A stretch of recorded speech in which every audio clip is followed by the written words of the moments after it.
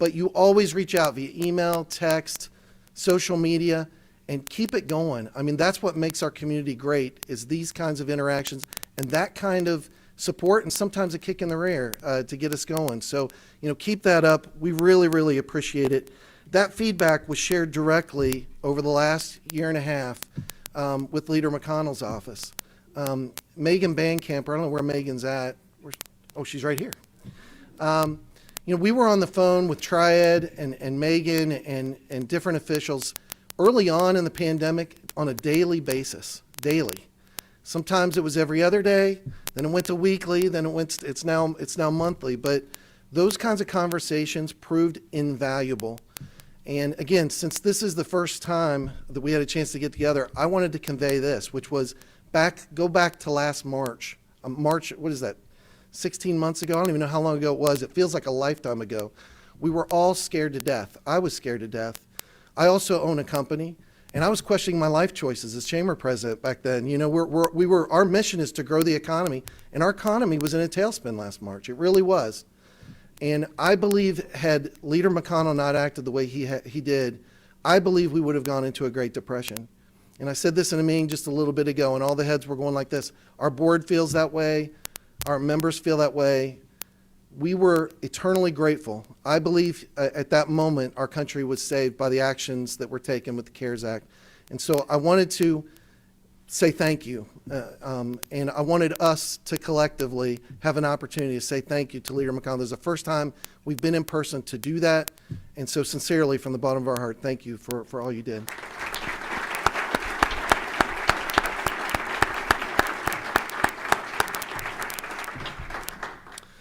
And this is why, all of us belong to a Chamber of Commerce, because we have those interactions, those opportunities to have conversations like today, but conversations when we needed them the most. And so, again, thank you all for being here and for your continued support for our chamber and our region. We have a Louisville Metro, we have a Lexington Metro, we have a Northern Kentucky Metro, and we are a proud, powerful voice in the region, and it takes all of us to do that. And so, again, thank you. So with that, I would like to introduce our title sponsor, representative from Fidelity Investments, a wonderful, wonderful bourbon drinker. That's not in here. I just ad-libbed that. Kevin Kenefax, come on up and let's join. Let's give Kevin a round of applause.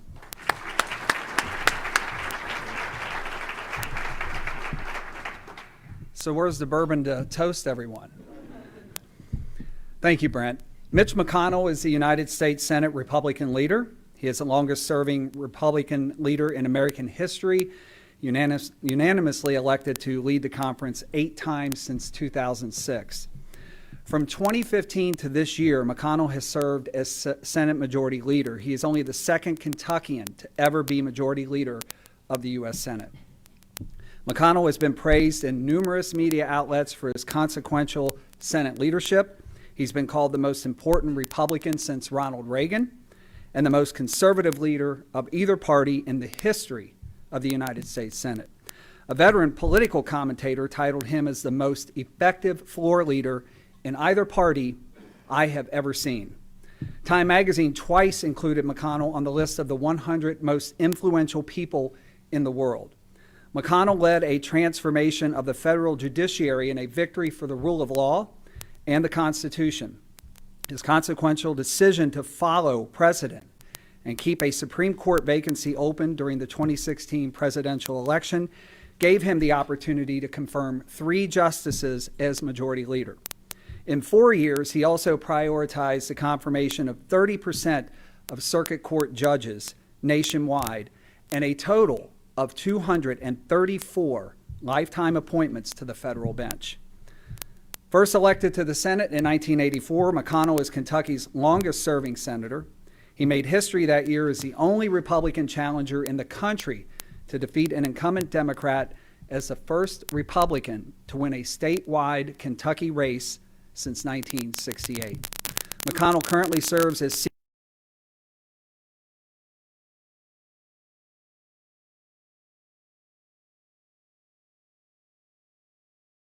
Lane Chow,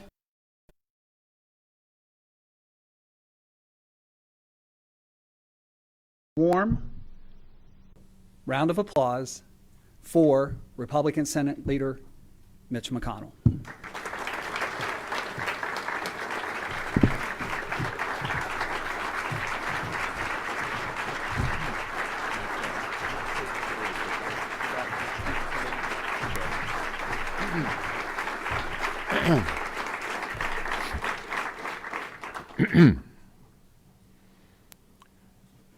Well, thank you very much, Kevin.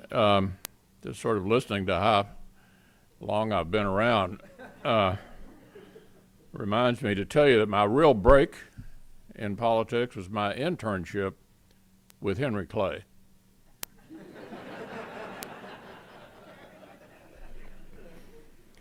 It's good to be back in person with everyone. It's been an extraordinary year in so many different ways. So let's start with February of 2020. I think for most of us, we were experiencing the best economy in 50 years. 50 years. Most of us on my side of the aisle feel that the major contributor to that was the 2017 tax bill, the first time we'd had a comprehensive rewrite of the tax code in 30 years to try to get rates down and growth up. And we had experience that it actually works. And then a month later, we all were given the extraordinary advice that we need to shut the economy down because of a 100-year pandemic.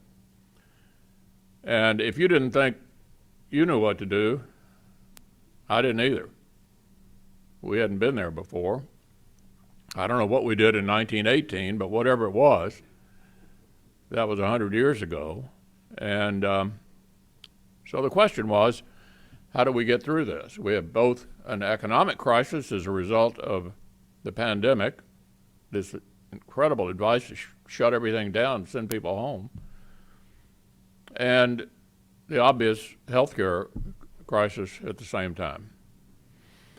Well, every bill has to start somewhere, and at that time I was the majority leader of the Senate, and I can tell you being the majority leader is better than being the minority leader.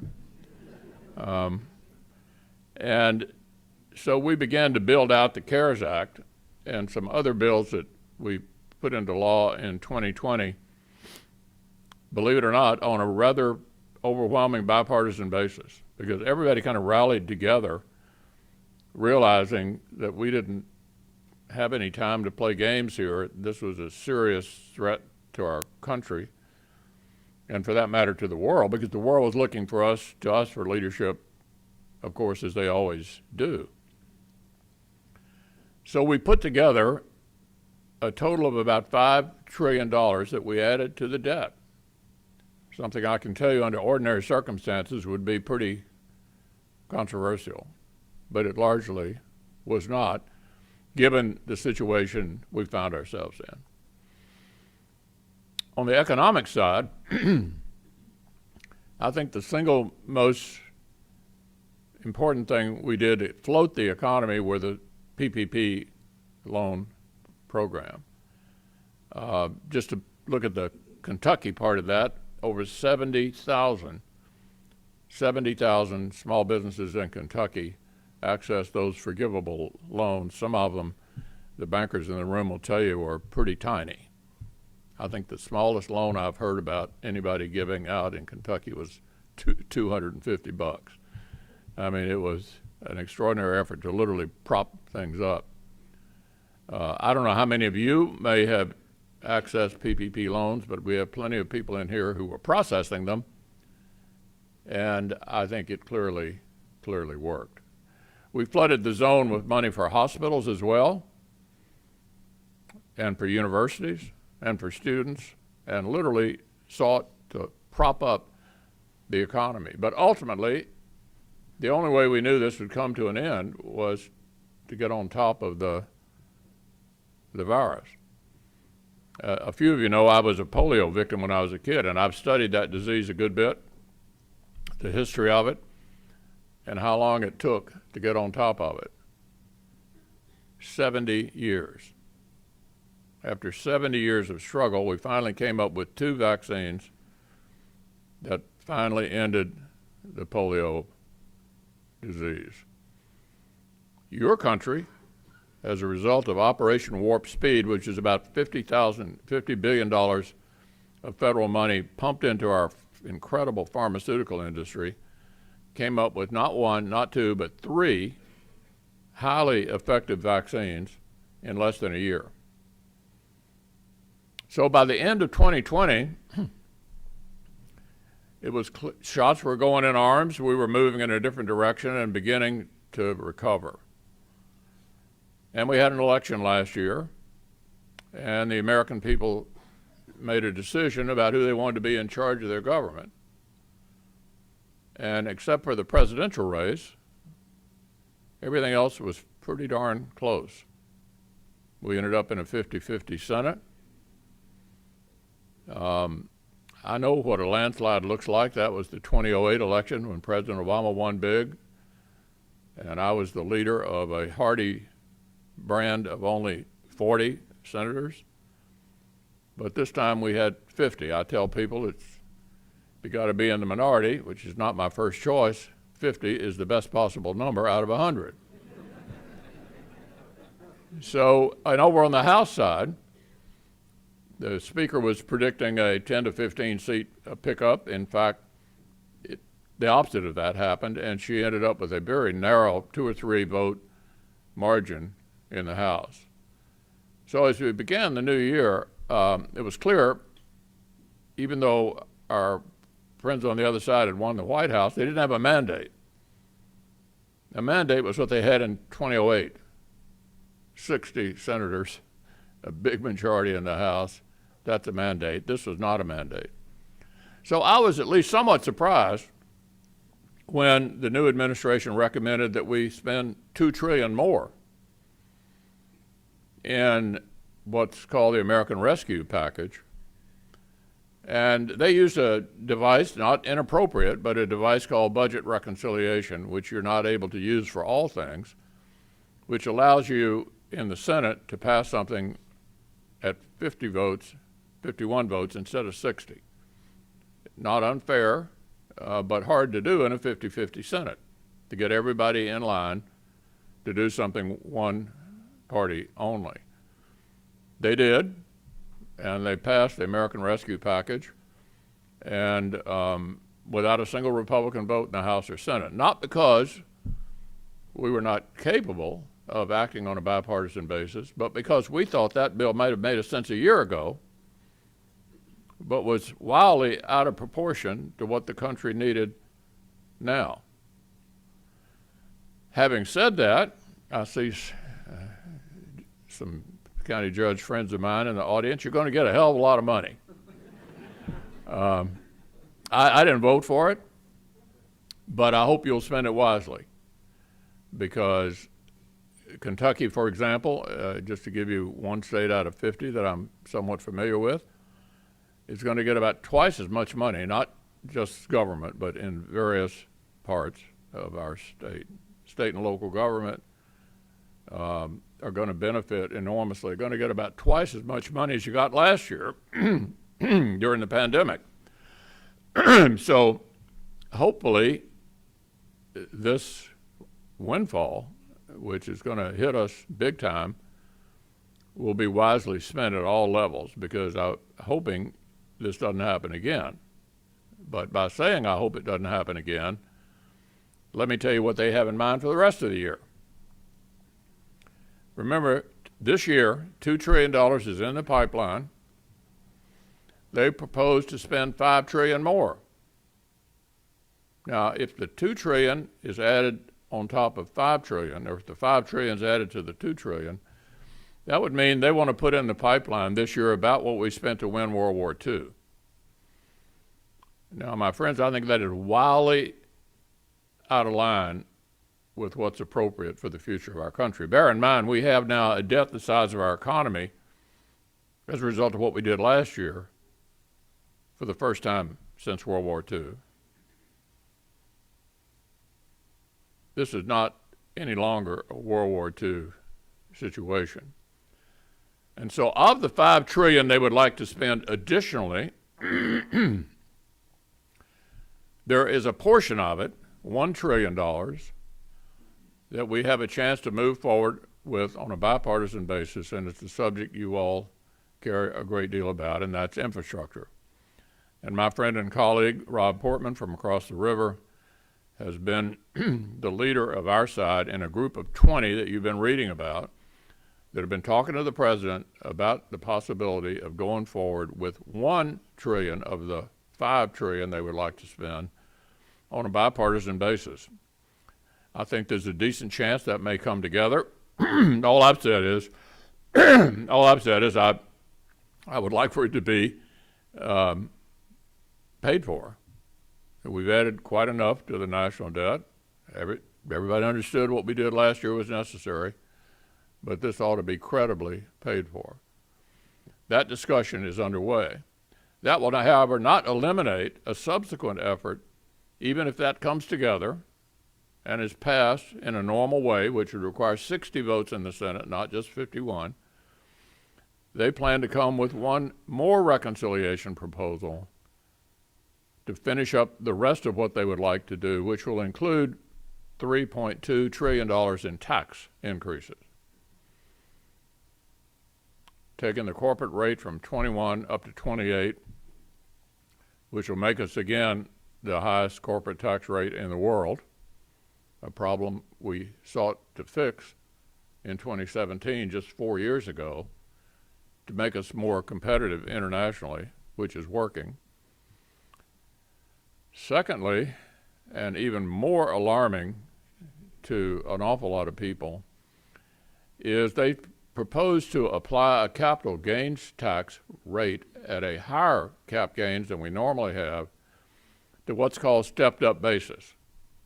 For example, let's assume your family farm or your small business came into your possession in your 20s. Right now, when you pass away, the build-up, the stepped-up basis, the enhanced value of that over the years is not taxed at death.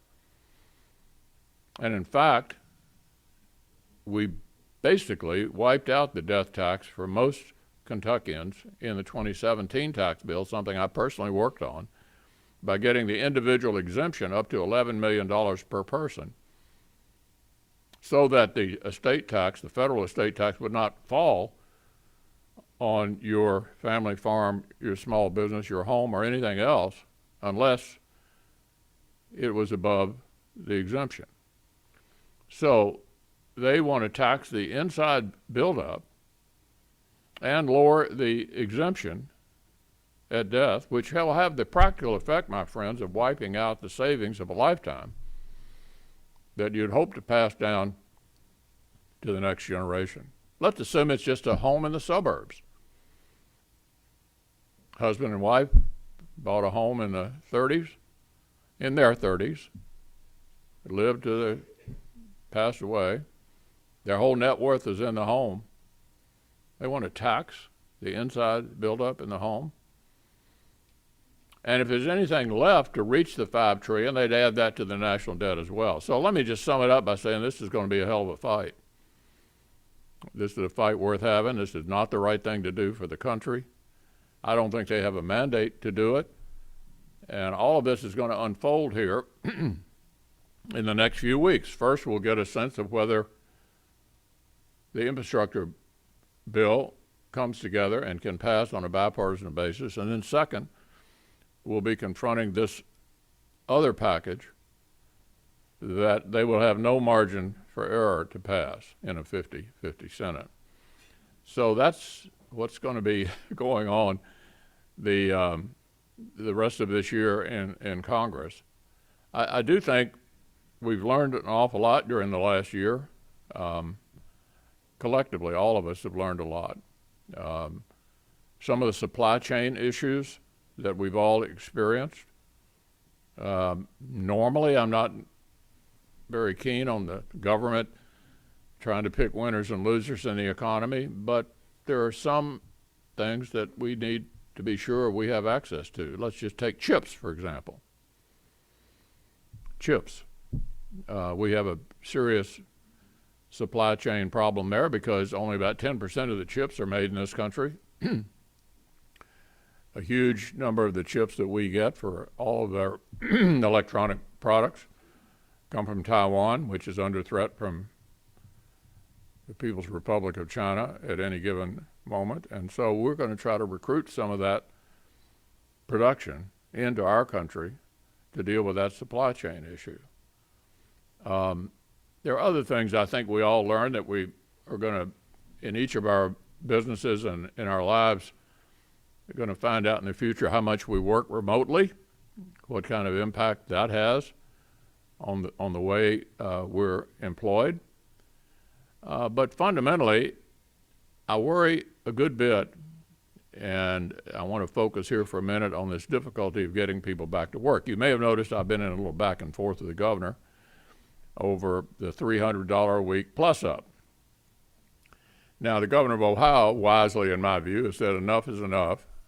So has the governor of Indiana, the governor of West Virginia, the governor of Tennessee, and the governor of Missouri. And I've been in at least 2 meetings, one of them was a Zoom call, in the last